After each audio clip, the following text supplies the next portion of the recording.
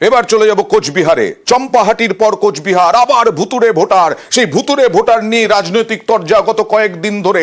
এক বছরে ৬৪,০০০ ভোটার বেড়েছে। ৬৪,০০০ ভোটার কিভাবে বাড়লো, কি দেখা হচ্ছে প্রশাসনিক কর্তাদের পক্ষ থেকে? সরাসরি চলে যাব শুভঙ্করের কাছে। শুভঙ্কর, ৬৪,০০০ ভোটার বাড়লো কিভাবে? হ্যাঁ অয়ন, দেখো একেবারেই গত ২০২৪ সালের ১লা জানুয়ারি কোচবিহার জেলা প্রশাসন বা কমিশনের তরফে যে ভোটার তালিকা প্রকাশ করা হয়েছিল, সেই তালিকা যা ভোটার ছিল ২০২৫ সালের ১লা জানুয়ারিতে দেখা যাচ্ছে প্রায় ৬৩,৭৭৫ জন ভোটারের সংখ্যা বৃদ্ধি পেয়েছে। অর্থাৎ বলা যায় যে ৬৪,০০০ ভোটার বৃদ্ধি পেয়েছে। পাশাপাশি এই যে বাংলাদেশ সীমান্ত লাগোয়া যে বিধানসভা রয়েছে, শীতলকুচি, নাটা, দিনহাটা এবং সিতাই, এবং এই তিনটি বিধানসভা কেন্দ্রে ভোটার সংখ্যা যেভাবে বেড়েছে তাতে কিন্তু যথেষ্টই কপালে চিন্তার ভাঁজ পড়েছে প্রশাসনের কর্তাদের কাছে। যদিও গোটা বিষয়টি নিয়ে তারা ইতিমধ্যেই তদন্ত শুরু করেছেন যে কোথায় কি রয়েছে না রয়েছে সবটাই খতিয়ে দেখা হচ্ছে। তবে এই যে এক বছরে এতটা ভোটার বেড়ে গিয়েছে, এই নিয়ে কিন্তু তৃণমূল, রাজ্যের প্রধান দুই দল তৃণমূল এবং বিজেপির মধ্যে রাজনৈতিক তরজা শুরু হয়েছে। একদম সেই রাজনৈতিক তরজার দিকেই খেয়াল রাখবো এবার। বিজেপি করছে, কাটার ক্ষমতা আছে, পেটে দিক। আমরা তো চাই যে জেনুইন ভোটার হোক, বাড়িতে বাড়িতে যে সার্ভে করে তারপরে নাম উঠাক। সমস্ত বাংলাদেশে অনুপ্রবেশকারী যারা আছে তাদের নাম উঠিয়ে রাখছে। বর্ডার সাইডে এত এত ভোট বাড়ছে কেন, সেটার জবাব কে দিবে? তৃণমূলকেই দিতে হবে। সেই জন্য তাদেরই ঠিক করতে হবে। নাম বাদ দিলে আমরা তো সবসময় রেডি, তৈরি আছি যে সবসময় সার্ভে করুক, একদম বাড়িতে বাড়িতে সর্বদলীয় মিটিং করে সেইখানে গ্রামে গ্রামে বাইরে থেকে কোথায় আসছে, কিভাবে আসছে, সমস্ত আমাদের সঙ্গে নিয়ে নাম কাটা শুরু করুক। ওদের যদি সেটা জানা থাকে যে বাংলাদেশিরা ভোটার লিস্টে আছে, তোরা চিহ্নিত করে কমপ্লেন করুক ওদের কাছে। তাদের তো বক্তব্য হচ্ছে বাইরের লোকের নাম তোলা হচ্ছে, সে বাংলাদেশি হোক কি অন্য রাজ্যের লোক। তাদের নাম মহারাষ্ট্রের ক্ষেত্রে দেখা গেছে, দিল্লির ক্ষেত্রে দেখা গেছে, তাদের নাম তুলে দেওয়া হয়েছিল। আমরা সেই ব্যাপারে সাবধান করে দিয়েছি কর্মীদের। আর শুরুতেই চম্পাহাটির কথা বলছিলাম, সেই চম্পাহাটিতে এর আগে দেখিয়েছিলাম ভুতুড়ে ভোটার।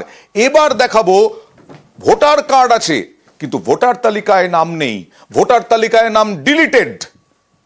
ভুতুড়ে নামের পর এবার ভোটারের নাম বাতিল। চম্পাহাটিতে ফের ভোটার তালিকা বিতর্ক, বৈধ ভোটারের নাম বাদ।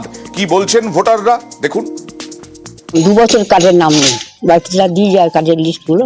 ভোট দিতে গেছিলেন? ভোট নেই, কাজের নাম ওঠেনি, কি দিয়ে গিয়েছিলাম, ফিরে চলে এসেছি।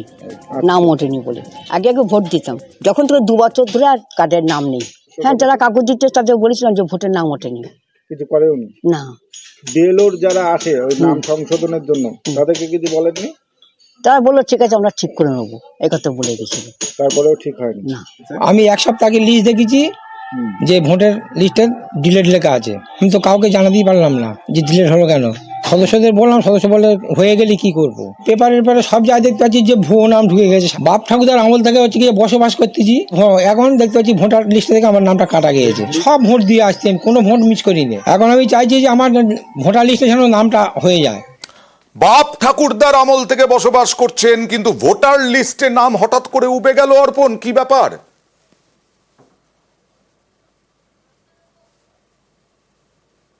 তাদের যেটা বক্তব্য, তারা গত লোকসভা নির্বাচনে অনেকে ভোট দিয়েছেন, তারপরে নতুন যে সংশোধনের পর যে ভোটার লিস্ট এলাকায় এসছে সেই ভোটার লিস্টে তাদের নাম নেই, ডিলিট হয়ে গেছে।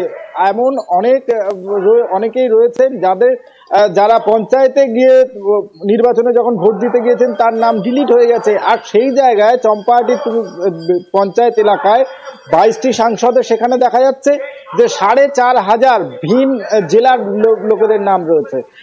সেখানকার ভোটার সেখানে যেমন নাম রয়েছে এখানেও তাদের নাম রয়েছে। মানে কিভাবে হলো এটা?